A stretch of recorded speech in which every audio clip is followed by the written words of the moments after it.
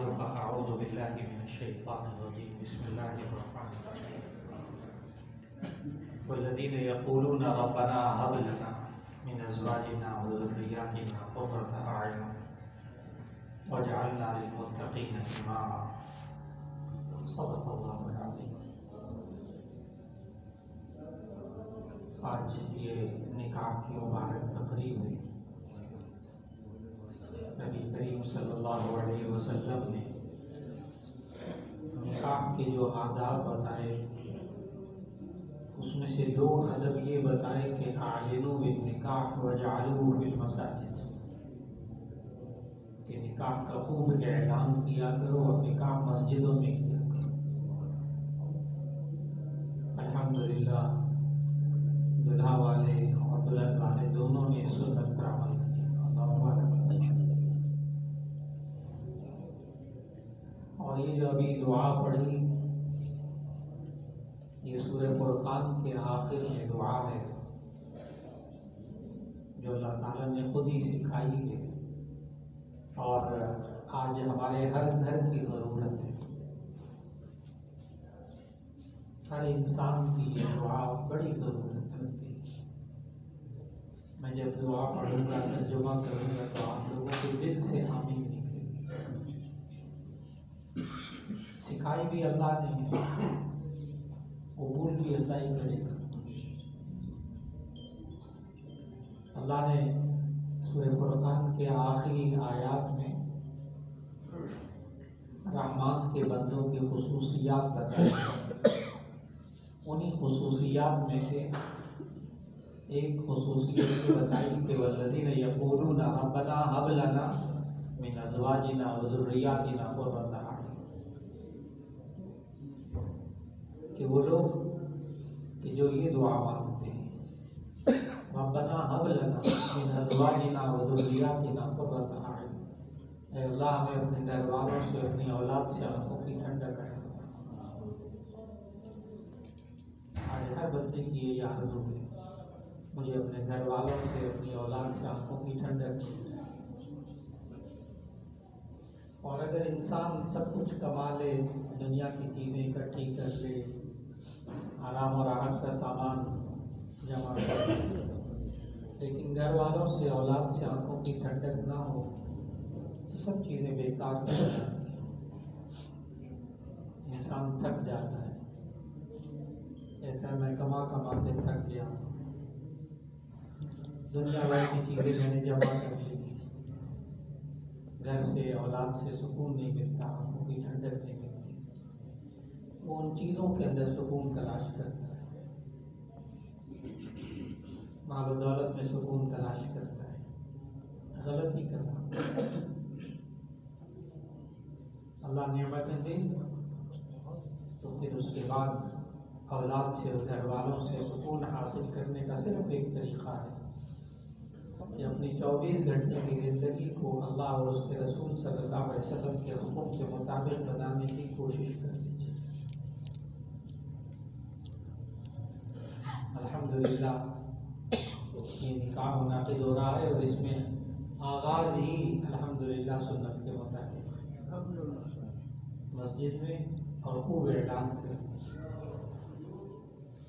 ابھی انشاءاللہ نکاح منعقد ہوگا، اس طرح نبی کریم صلی اللہ علیہ وسلم نکاح پڑھاتے تھے بالکل اسی سنت کے مطابق۔ نبی صلی اللہ علیہ وسلم پہلے خطبہ ارشاد فرماتے تھے نکاح کا، یہ پورا خطبہ جامع ترمذی میں کتاب النکاح میں موجود ہے۔ ابھی وہ پورا خطبہ وہی پڑھا جاتا ہے جو نبی صلی اللہ علیہ وسلم پڑھتے۔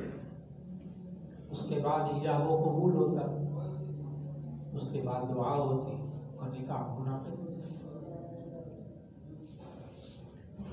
اس وقت بیان کرنا مقصود نہیں ہے، نکاح کا موقع ہے، بس صرف اتنا عرض کرنا مقصود ہے کہ نبی صلی اللہ علیہ وسلم اس خطبے میں، نکاح کے خطبے میں پورے قرآن مجید میں 4 آیتیں تلاوت فرماتے تھے، چھوٹی چھوٹی 4 آیتیں ہیں۔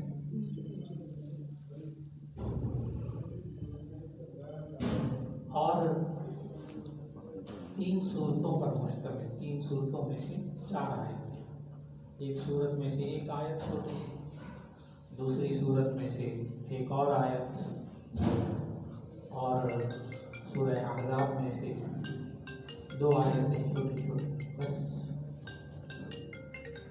لیکن بس اتنا عرض کرنا مقصود ہے کہ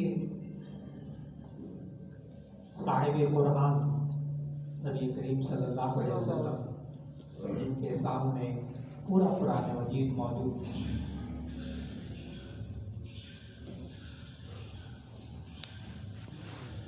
چھ 6,366 آیتیں عام طور پر کہا جاتا ہے۔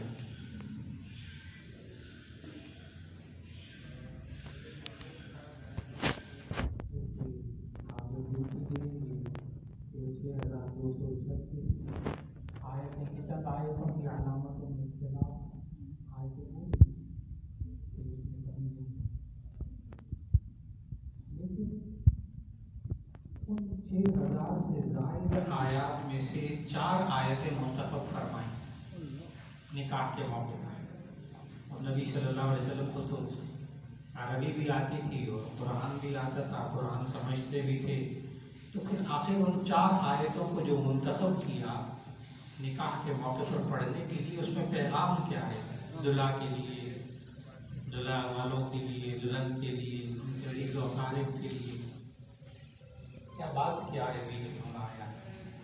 صرف ان 4 آیات کا ترجمہ کرنا مقصود ہے، ترجمہ اور مفہوم بس، زیادہ لمبی بات تقریر کرنے کا یہ وقت نہیں ہے۔ وہ جو 4 آیتیں نبی صلی اللہ علیہ وسلم پڑھتے تھے وہ ابھی انشاءاللہ نکاح کے خطبے میں پڑھی جائیں گی۔ پہلی آیت نبی صلی اللہ علیہ وسلم پڑھتے تھے سورہ نساء کی پہلی آیت، اعوذ باللہ من الشیطان الرجیم، بسم اللہ الرحمن الرحیم، یا ایھا الناس اتقوا ربکم الذی خلقکم من نفس واحدہ وخلق منها زوجها وبث منهما رجالا كثيرا ونساء واتقوا الله الذي تساءلون به والارحام ان اللہ کان علیکم رقیبا۔ اس کا ترجمہ یہ ہے، یا ایھا الناس اتقوا ربکم الذی خلقکم من نفس واحدہ، اے لوگو تم اپنے اس رب سے ڈرو جس نے تمہیں ایک جان سے پیدا کیا، یعنی آدم علیہ السلام سے، وخلق منها زوجها، اور پھر اس سے اس کا جوڑا بنایا، حوا کو پیدا کیا، وبث منهما رجالا كثيرا ونساء، اور پھر ان 2 سے کئی ارب انسانوں کو دنیا میں پھیلا کے رکھ دیا۔ اتنا بڑا طاقتور وہ رب ہے، اس رب سے ڈرو۔ نکاح کے موقع پر اس آیت میں بتا دیا کہ اللہ نے اسی طرح انسانوں کو زمین پر پھیلا ہے۔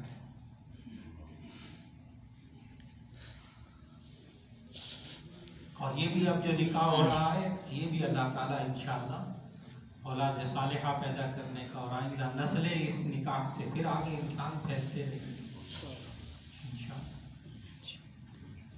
پھر فرمایا واتقوا اللہ الذی تساءلون به والارحام، اس اللہ سے ڈرو جس کا واسطہ دے کر تم آپس میں ایک دوسرے سے اپنا حق مانگتے ہو، اللہ کے واسطے ایک کام کر دو، اللہ کے واسطے میری بات مانو۔ آخر کوئی تو اہمیت ہوگی نا اس اللہ کی آپ کے دلوں میں جو اللہ کا واسطہ دے کر دوسروں سے اپنا حق مانگتے ہو، تو اس اللہ سے ڈرو۔ والارحام، اور رشتہ داروں کے حقوق کے بارے میں اللہ سے ڈرو۔ عام طور پر قرآن مجید میں رشتہ داروں کے لیے ذوی القربیٰ کا لفظ آتا ہے، وآت ذی القربیٰ حقہ، رشتہ دار ذوی القربیٰ، یہاں ارحام کا لفظ آئے گا۔ دیکھ رہا ہوں علماء موجود ہیں ماشاءاللہ، بڑے جلیل علماء یہاں موجود ہیں، انہوں نے پڑھا کہ تفسیر المعانی بہت بڑی تفسیر 23 جلدوں میں، بڑی معتبر تفسیر، اس کے لکھنے والے علامہ آلوسی رحمہ اللہ وہ تفسیر المعانی میں لکھتے ہیں کہ ارحام عربی میں ان رشتہ داروں کو کہتے ہیں جو نکاح کے بعد نئے رشتے وجود میں آتے ہیں۔ ورنہ عام رشتہ دار ان کو قرآن نے ذوی القربا کہا،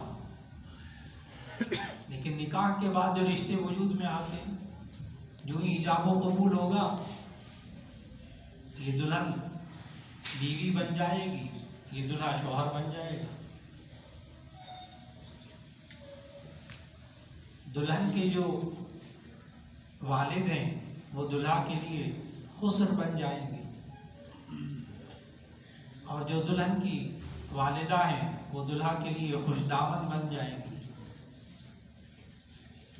اور دلہا کے جو والد ہیں وہ دلہن کے لیے سسر بن جائیں گے، جو دلہا کی والدہ ہیں وہ دلہن کے لیے ساس بن جائیں گی، سالے سالیاں وجود میں آئیں گی، رشتے وجود میں آئیں گے۔ ایک لمبی لائن صرف میں نے قبول کیا کے بعد، ایجاب قبول کے بعد ایک لمبی لائن رشتوں کی وجود میں آئے۔ والارحام، ان رشتہ داروں کے حقوق کے بارے میں اللہ سے ڈرتے ہیں۔ دیکھیے گا نکاح کے موقع پر نبی صلی اللہ علیہ وسلم یہ آیتیں کیوں پڑھی کہ نئے رشتے وجود میں آ رہے ہیں، ان کے حقوق کا بھی خیال رکھنا۔ ان اللہ کان علیکم رقیبا، بے شک اللہ تعالیٰ تم پر نگہبان ہے۔ ایک ہوتا ہے دیکھنے والا، ایک ہے سننے والا، ایک ہے جاننے والا، سب اللہ کی صفات ہے، لیکن یہاں کہا گیا ان اللہ کان علیکم رقیبا، بے شک اللہ تعالیٰ تم پر نگہبان ہے۔ دلہا دلہن کو سنایا جا رہا اللہ تمہاری حفاظت بھی کرے۔ ایک آیت مکمل ہو گئی۔ دوسری آیت نبی صلی اللہ علیہ وسلم پڑھتے تھے سورہ آل عمران کی چھوٹی سی آیت، نکاح کے خطبے میں، ابھی آپ خطبے میں سنیں گے انشاءاللہ۔ یا ایھا الذین آمنوا اتقوا اللہ حق تقاتہ ولا تموتن الا وانتم مسلمون۔ اس کا ترجمہ یہ ہے یا ایھا الذین آمنوا اتقوا اللہ حق تقاتہ، اے ایمان والو اللہ سے ڈرنا جیسے اس سے ڈرنے کا حق ہے۔ اے ایمان والو اللہ سے ڈرو جیسے اس سے ڈرنے کا حق ہے۔ جب بندہ ترجمہ سنتا ہے تو تھوڑا سا پریشان ہوتا ہے، گھبراتا ہے، مولانا ہم کہاں اللہ سے ڈرنے کا حق ادا کر سکتے ہیں؟ وہ تو اولیاء اللہ، انبیاء، صلحاء، وہ نیک لوگ کریں، ہم تو گناہ گار ہیں۔ چلو، لیکن ترجمے سے تو گھبراہٹ ہوتی ہے تھوڑی سی، لیکن جب آپ اس کی تفسیر پڑھیں گے، تمام مفسرین جس کسی کی تفسیر اٹھا کر دیکھیں، بڑی بڑی تفصیلات اس کے اندر لکھی کہ اللہ سے ڈرنے کا حق کون ادا کر سکتا ہے۔ تمام مفسرین ایک بات پر متفق ہیں، سارے کا خلاصہ جو نکلے گا نا وہ یہ نکلے گا کہ اللہ سے ڈرنے کا حق کون ادا کر سکتا ہے۔ جب میں وہ تفسیر سناؤں گا احادیث کی روشنی میں تو پھر کوئی بندہ بھی یہ نہیں کہہ سکے گا کہ میں تو اللہ سے ڈرنے کا حق ادا نہیں کر سکتا، پھر نہیں کہہ سکے گا کہ اللہ سے ڈرنے کا حق کون ادا کر سکتا ہے۔ مفسرین نے لکھا ہر وہ شخص جو اللہ کی حلال کی ہوئی چیز کو حلال سمجھے، اللہ کی حرام کی ہوئی چیز کو حرام سمجھے، اس نے اللہ سے ڈرنے کا حق ادا کر دیا۔ اب کوئی بندہ کھڑا ہو گیا کہتے کہ میں تو نہیں کر سکتا مولانا، میں تو بہت ہی گناہگار ہوں، میں تو اللہ کے حلال کو حلال نہیں سمجھ سکتا، حرام کو حرام نہیں سمجھ سکتا۔ سوال یہ اس کا معنی وہ ہر بندہ اللہ سے ڈرنے کا حق ادا کر سکتا ہے۔ کیسے؟ جو حلال ہے اس کو حلال سمجھے، جو حرام ہے اس کو حرام سمجھے۔ زندگی کے ہر لمحے ہر وقت یہی سوچنا ہے کیا حلال کیا حرام۔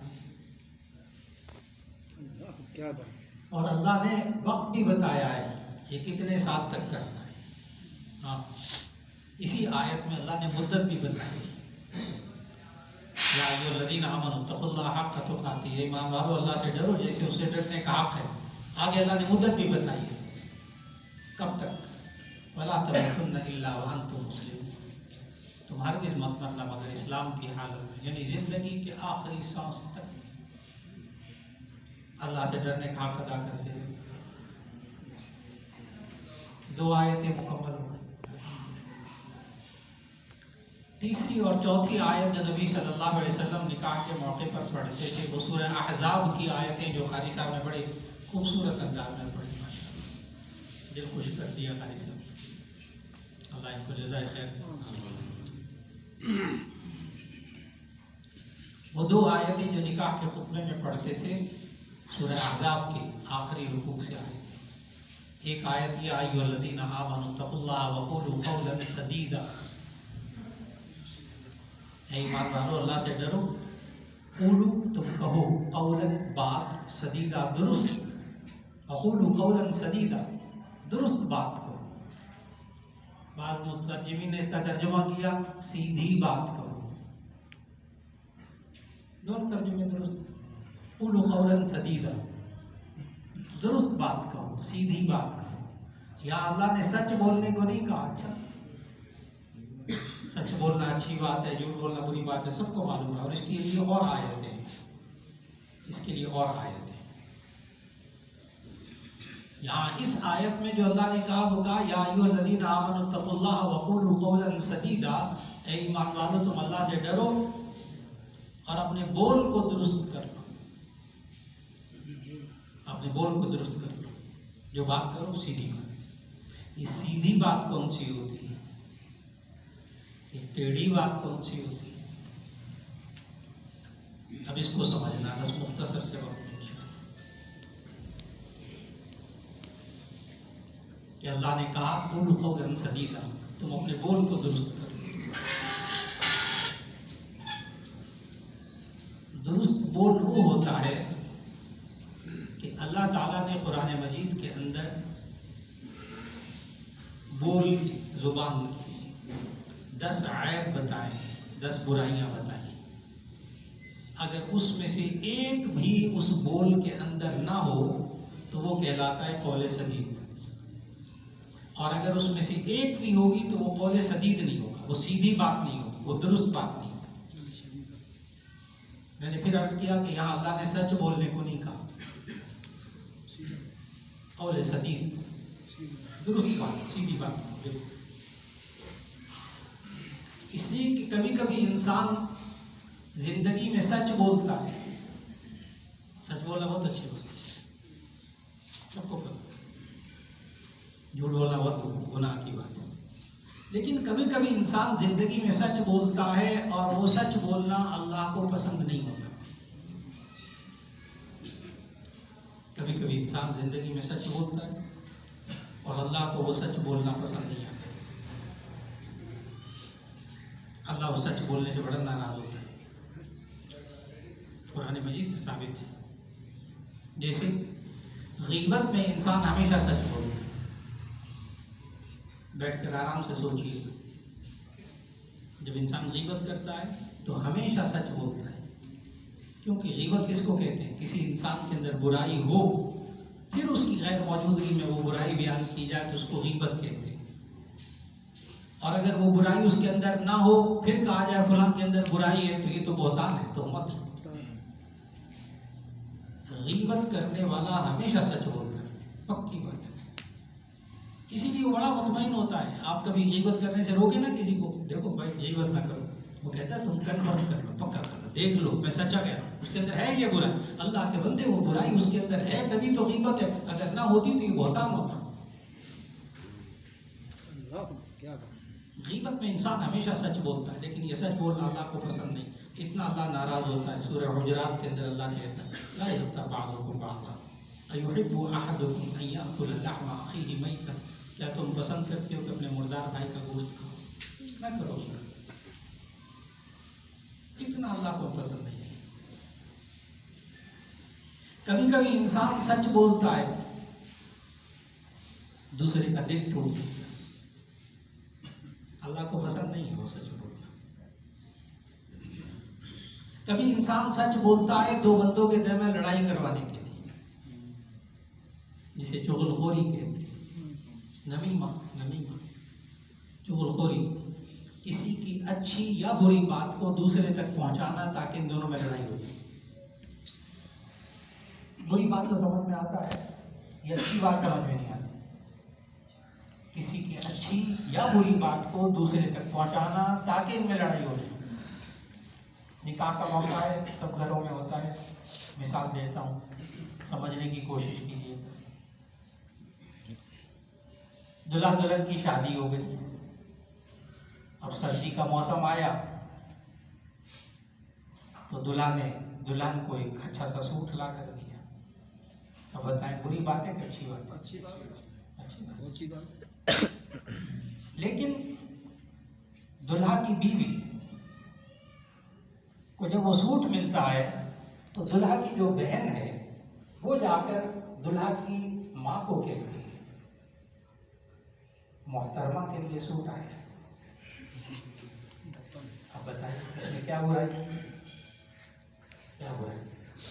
جملہ بالکل ٹھیک، لیکن کیا انڈر گراؤنڈ کیا ہے کہ ماں پہلے تیرے لیے سوٹ آتا تھا، اب کسی اور کے لیے.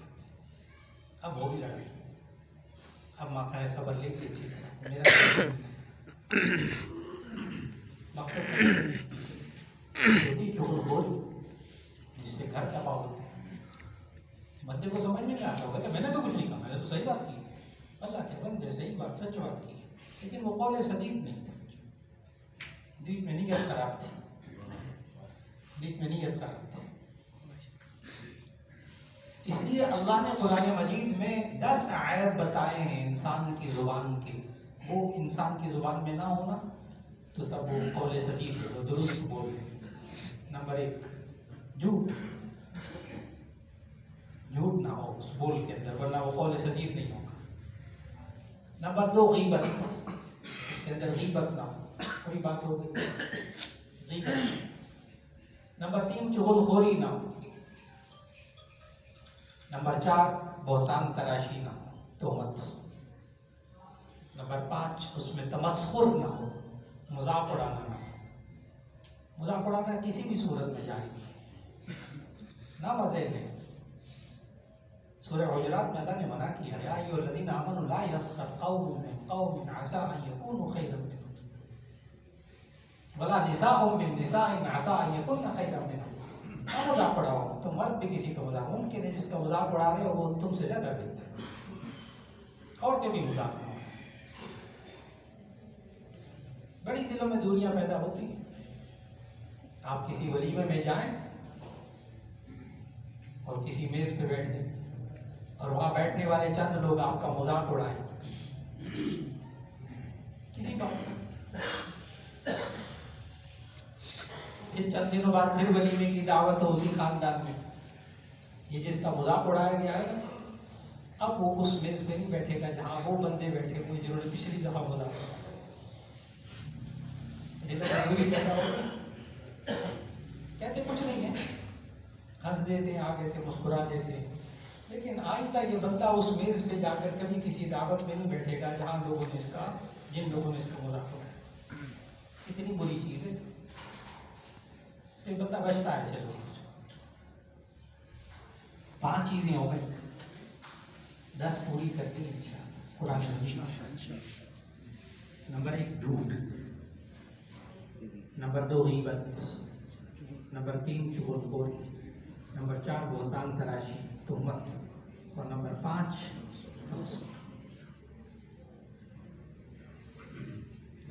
نمبر 6 دھوکہ دینا. یخادعون اللہ والذین آمنوا وما یخدعون الا انفسهم. خداع، دھوکہ، یہ منافقوں کی نشانی. ادھر گئے تو کہنے لگے ہم تمہارے ساتھ ہیں، ادھر گئے ہم تمہارے ساتھ ہیں. بعض لوگ ہوتے ہیں دھوکہ دینے میں بڑے ماہر ہوتے ہیں، وہ آگے سے کہتے دیکھا کیسے الو بن رہا ہے. اللہ کے بندے، قرآن کہتے ہیں تم خود الو بن گئے. وما یخدعون الا انفسهم. یہ اپنے آپ کو دھوکہ، کسی کو کیا الو بنا. دھوکہ دیتا، زبان سے بول کر، زبان سے بول کر دھوکہ دیتا. اس زبان کو دھوکے سے بچانا. 6 ہو. نمبر 7 وعدہ خلافی. وعدہ خلافی، زبان سے وعدہ کیا نہیں پورا. اللہ نے قرآن میں حکم دیا یا ایھا الذین آمنوا اوفوا بالعقود. ایمان والوں اپنے وعدوں کو پورا کیا. نہیں ہو سکا کبھی وعدہ پورا تو معذرت کر لیجیے، کوئی بات نہیں. یہ کوئی پریشانی والی بات نہیں ہے کہ میں نے وعدہ کر دیا. یہ معذرت کر لیجیے، میں نے آپ سے وعدہ کیا تھا میں آپ کے آؤں گا، نہیں آ سکا، معذرت کرتا ہوں. معذرت کریں. آپ بڑی ذمہ والی، راستے موجود ہیں. تو وعدہ خلافی سے بچنا، زبان سے وعدہ کیا اس کو نبھانا، وعدہ خلافی سے بچنا۔ 7 ہو گئے۔ نمبر 8، تحقیر مسلم، تحقیر مسلم، مسلمان کو ذلیل کرنا، برے القاب سے پکار کر برے نام پر ڈال دینا۔ سورہ حجرات میں اللہ نے منع کی، لا تنابزوا بالالقاب، تم ایک دوسرے کو برے القاب سے مت پکارو۔ لوگ مزے لیتے ہیں، نام ڈال دیتے ہیں، بعد میں مزے لیتے ہیں۔ ظاہر ہے کوئی بندہ کسی کا برا نام ڈال دیتا ہے، کوئی اس کی عزت تھوڑے کرتا ہے، مجھے عجیب عجیب ناموں سے پکارتے ہیں۔ لا تنابزوا بالالقاب، برے القاب سے نہیں پکارنا چاہیے، ورنہ وہ بول قول سدید نہیں ہوگا، وہ درست بول نہیں ہوگا۔ کتنے ہو گئے؟ نمبر 9، جھوٹی قسمیں کھانا، جھوٹی قسمیں کھانا، حلاف مشاء بنمیم، سچی قسم کھا لیں۔ بعض لوگ سچی قسم کھانے سے ہی بچتے ہیں، پیسے لیے ہوتے ہیں، کہتے ہیں قسم کھا لو، کہتے ہیں نہیں قسم نہیں کھانی، سچی قسم کھا لیں، جھوٹی قسم نہیں کھانی۔ بعض لوگوں کو قسمیں کھانے کی جب عادت پڑ جاتی ہے تو وہ جھوٹی قسم کھاتے ہیں، اللہ نے برائی بھی ہم۔ کتنے ہو گئے؟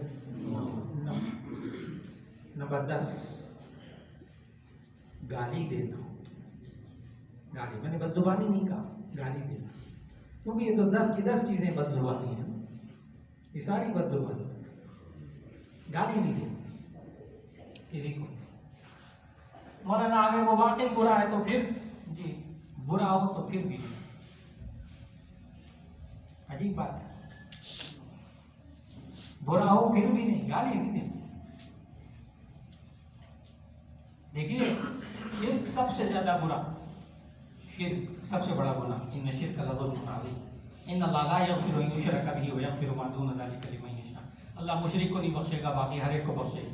شرک گندگی، اور مشرکین مکہ جن بتوں کی عبادت کرتے تھے اللہ نے اس کو گندگی سے بھی بڑا لفظ بولا ہے قرآن میں، سورہ مائدہ کی آیت نمبر 90 میں، سورہ مائدہ آیت نمبر 90 میں، انما الخمر والمیسر والانصاب والازلام رجس من عمل الشیطان، رجس ناپاکی سے بھی زیادہ، نجاست سے بھی بڑا لفظ ہے یہ رجس،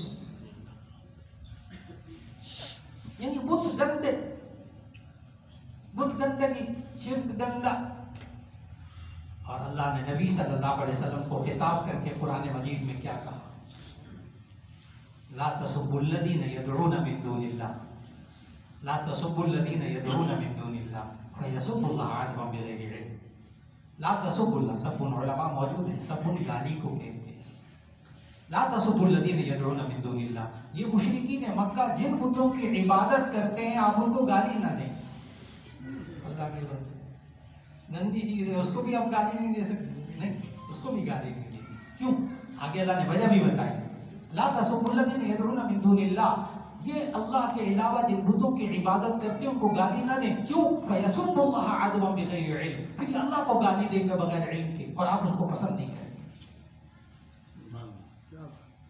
ہاں حق نہیں بیان کرنا، جی حق بیان کریں، وہ بھی اللہ نے طریقہ سکھایا ہے۔ اے نبی صلی اللہ علیہ وسلم آپ بتائیں کہ یہ بت جو ہیں یہ مکھی بھی نہیں بنا سکتے، ان کی ناک پہ مکھی بیٹھے تو یہ اڑا نہیں سکتے، لا یملکون من قطمیر، یہ کھجور کی گٹھلی کے باریک چھلکے کے بھی یہ بھی اس پر مالک نہیں ہوتے، لا یضرهم ولا ينفعهم، نہ یہ آپ کو فائدہ پہنچا سکتے نہ نقصان پہنچا سکتے، کچھ نہیں کر سکتے یہ بت۔ دلیل دیں، دلیل گالی نہ، بہت غور سے سمجھنا ہے۔ لا تسبوا الذین یدعون من دون اللہ، یہ جن بتوں کی عبادت کرتے ہیں اللہ کے علاوہ ان کو گالی نہ دیں، فیسبوا اللہ عدوا بغیر علم، پھر یہ اللہ کو گالی دیں گے بغیر علم کے، اور وہ آپ سے برداشت نہیں ہوگا۔ کتنی چیزیں ہو گئی؟ 10۔ اگر ان 10 میں سے ایک چیز بھی نہ ہو تو وہ قول سدید ہوگا، وہ درست بول ہوگا، اور اگر ایک بھی چیز ہوگی تو وہ بول درست نہیں ہوگا۔ اور جب ہم اپنے بول کو درست کر لیں تو اللہ نے اس نکاح کے خطبے میں پڑھی جانے والی آیت میں کیا کہا؟ اب غور سے سنیں، یا ایھا الذین آمنوا اتقوا اللہ وقولوا قولا سدیدا، اے ایمان والو اللہ سے ڈرو اور اپنے بول کو درست کر لو، پھر کیا ہوگا؟ یصلح لکم اعمالکم، وہ اللہ تمہارے سارے کام درست کر دے گا، وہ اللہ تمہارے سارے کام درست کر دے گا۔ غور کیجیے گا، یہاں بڑے بڑے علماء بیٹھے ہیں ماشاءاللہ، میں نے یہ نہیں کہا کہ اے ایمان والو تم اپنے بول کو درست کر لو سارے کام درست ہو جائیں گے، یہ ترجمہ نہیں کیا میں نے، غور کیجیے گا، بڑی باریک سی بات ہے، یہ ترجمہ نہیں کیا کہ ایمان والو تم اپنے بول کو درست کر لو سارے کام درست ہو جائیں گے، نا، بالکل یہ ترجمہ نہیں کیا۔ میں نے ترجمہ کیا یا ایھا الذین آمنوا اتقوا اللہ وقولوا قولا سدیدا، اے ایمان والو اللہ سے ڈرو اور اپنے بول کو درست کر لو، یصلح لکم اعمالکم، علماء جانتے ہیں کہ یصلح میں یہاں ہوا ضمیر ہے جو راجع ہے اللہ کی طرف، یصلح لکم اعمالکم، وہ اللہ تمہارے کام درست کر دے، تم اپنی ذمہ داری کو پورا کرو، حالات کو درست کرنا، کاموں کو درست کرنا اللہ کی ذمہ داری ہے۔ آج جس گھر کے اندر مسائل ہے نا، جس گھر کے اندر مسائل ہے، وہ اس آیت میں غور کریں اور اپنی زبان کے بول کو درست کر لیں، اللہ اس گھر کے حالات کو درست کر دے گا، یہ اللہ نے گارنٹی دی ہے، کر کے دیکھیں۔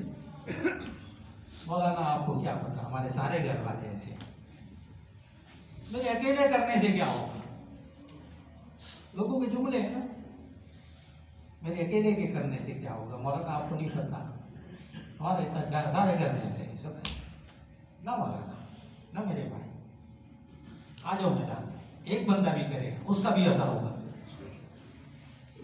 ایک بندہ بھی کرے گا اس کا بھی اثر ہوگا، اس لیے کہ ایک بیوی کا شوہر جو تھا وہ بڑا جھگڑالو تھا، بد زبان گالیاں نکالتا، ہر وقت جھگڑے، بیوی تنگ آ گئی، ایک شیخ کے پاس، پیر صاحب کے پاس گئی، ایسے پیروں کو مانتے ہیں جو بھی آپ کے سامنے بھی آئے کہ میرا شوہر بڑا جھگڑالو ہے، بہت بد زبان ہے، بڑی گالیاں نکالتا ہے، بڑا گھر کا ماحول خراب ہے، پیر صاحب نے ایک تعویذ دے دی، میں ایسے تعویذات کو مانتا ہوں، باقی کو نہیں مانتا، تو پیر صاحب نے تعویذ دیا، کہا کہ بس یہ میں تعویذ دے رہا ہوں، جو ہی وہ شوہر گھر میں داخل ہونا تو اس کو دانتوں کے نیچے دبا لینا، اور جتنا اس کو غصہ چڑھے نا اتنے زور سے دانتوں کو دبانا، پھر دیکھنا کتنا اثر کرتا ہے تعویذ۔ اس نے یہ کام شروع کر دیا، جو شوہر گھر میں داخل ہوتا وہ تعویذ دانتوں میں دبا لیتی، اور جتنا وہ زیادہ غصے میں ہوتا وہ زیادہ اور زور سے دانتوں کو دباتی، ایک ہفتے میں گھر کے حالات ٹھیک ہو گئے۔ پیر صاحب کے پاس گئے، پیر صاحب بڑا زبردست تعویذ دیا، پیر صاحب نے وہی تعویذ کھول کے سامنے رکھ دیا، کہا بیٹی کچھ بھی نہیں لکھا اس میں، سادہ کاغذ، سادہ کاغذ، بات صرف اتنی تھی، وہ سارے دن ٹینشنوں میں باہر کے مسئلوں میں آتا تھا، تم یہاں کے شکایتیں کرتی تھی، وہ ایک سناتا تھا تم دو سناتی تھی، وہ دو سناتا تھا تم چار سناتی تھی، گھر میں جھگڑا ہوتا تھا، اب تم نے اپنی زبان کو بند کر لیا، زبان کو درست کر لیا، گھر کے حالات درست ہو۔ میں نے کہا میں ایسے تعویذوں کا قائل ہوں، آپ کو بھی قائل ہونا پڑے گا ایسے تعویذ، معلوم ہوا گھر میں ایک بندہ بھی آگے آ جائے نا گھر کے حالات درست ہو جائیں گے، ایک بندہ بھی اپنے بول کو درست کر دے، اللہ کا وعدہ ہے نا، آپ اپنے بول کو درست کر لیجیے، اللہ سارے کام درست کر دے گا۔ یا ایھا الذین آمنوا اتقوا اللہ وقولوا قولا سدیدا، یصلح لکم اعمالکم، تمہارے سارے کام درست کر دے گا۔ اور نکاح کے موقع کی آخری آیت، بس ترجمہ اور مفہوم عرض کرنا مقصود تھا، آخری آیت، اس آخری آیت میں بھی وہ باتیں جو اکثر دلہا والے دلہن والے بہت مشکل دعاؤں کے لیے کہتے ہیں، مولانا دعا کریں بس میرے بیٹے کی شادی ہو رہی ہے، میری بیٹی کی شادی ہو رہی ہے، اللہ ان کو کامیاب زندگی دے، ان کی شادی کامیاب ہو جائے، یہ رشتہ کامیاب ہو جائے، بہت دعاؤں کے لیے کہتے ہیں، اللہ سب کے رشتوں کو کامیاب کرے۔ لیکن ایک عجیب بات بتاؤں، دعا تو مانگتے ہیں کہ اے اللہ ہمارے دلہا دلہن کی شادی کو کامیاب فرما دے، لیکن عجیب بات یہ ہے کہ دلہا والوں کے ذہن میں کامیابی کا تصور کچھ اور ہوتا ہے، دلہن والوں کے ذہن میں کامیابی کا تصور کچھ اور ہوتا ہے، پکی بات ہے۔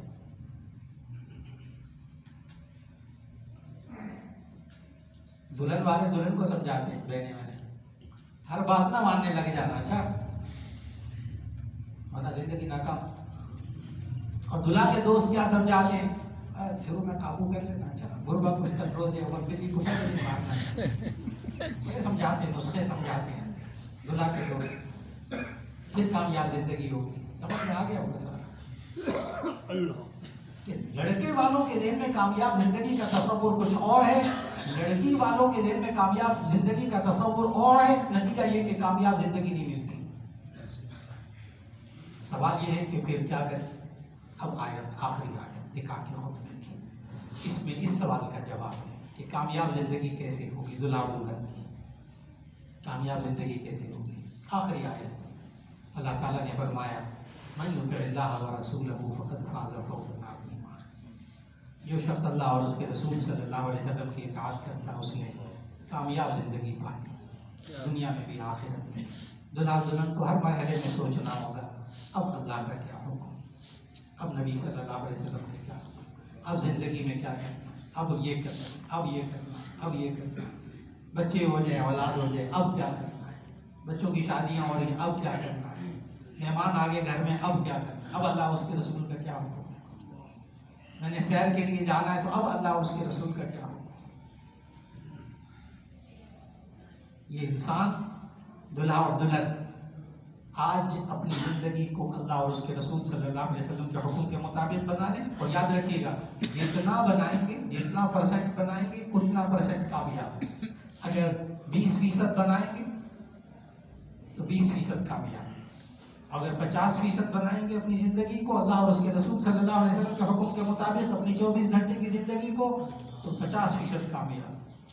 اور ہمت دلانے کے لیے آخر میں حدیث قدسی سنا دوں کہ نبی صلی اللہ علیہ وسلم نے فرمایا کہ اللہ تعالیٰ نے فرمایا, مایوسی سے نکالنے کے لیے نہ اس حدیث کو ذہن میں جگہ دیجیے. حدیث قدسی کہتے ہیں کہ نبی صلی اللہ علیہ وسلم کوئی بات بتائے اور وہ بات قرآن میں نہ ہو, اور نبی صلی اللہ علیہ وسلم کہیں اللہ تعالیٰ نے یہ کہا حالانکہ وہ قرآن میں نہ ہو, تو اس حدیث کو حدیث قدسی کہتے ہیں. اس کا مقام ذرا بہت اونچا ہوتا ہے کہ نبی صلی اللہ علیہ وسلم نے فرمایا کہ اللہ تعالیٰ فرماتا ہے تو اللہ کی طرف ایک قدم چل کر آؤ, اللہ تمہاری طرف 2 قدم چل کر آئے گا. تم اللہ کی طرف چل کر آؤ, اللہ تمہاری طرف دوڑ کر آئے گا. تو اس حدیث قدسی کی تشریح میں محدثین لکھتے ہیں کہ اس کا مطلب یہ ہے کہ کوئی بندہ اگر 10% دین پر چلنے کی کوشش کرتا ہے اللہ تعالیٰ اس کو 20% پر لے آتا ہے. اور جو بندہ 20% کوشش کرتا ہے, 25% کوشش کرتا ہے, اللہ اس کو 50% پر لے آتا ہے. اور جو 50% کوشش کرتا ہے اپنی زندگی کو اللہ اور اس کے رسول صلی اللہ علیہ وسلم کے حکم کے مطابق بنانے کی, تو اللہ 100% پہ اس کو لے آتا ہے. آپ کے اس میں صرف کوشش ہے. یہ وہ خطبہ تھا جو ابھی پڑھا جائے. بس میں نے یہ بتانا تھا کہ خطبہ تو عربی میں پڑھ دیتے ہیں, نکاح بھی ہو جاتا ہے, لیکن ان 4 آیتوں میں بتایا کیا ہے؟ ساری زندگی کا پروگرام, ساری زندگی کا پروگرام. اللہ رب العزت یہ ساری باتیں جتنی اچھی سنی ہیں, اللہ دلہا اور دلہن کو